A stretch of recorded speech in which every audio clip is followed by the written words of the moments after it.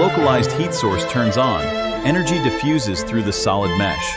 This follows Fourier's law of heat conduction.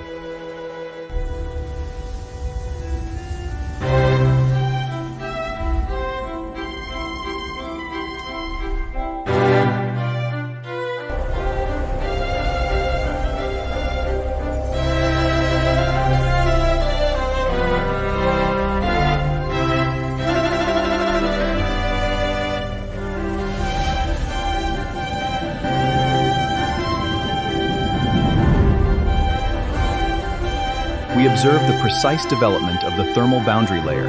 At the solid wall, fluid velocity in a thin insulating layer of heat. This minimizes the convective heat transfer coefficient.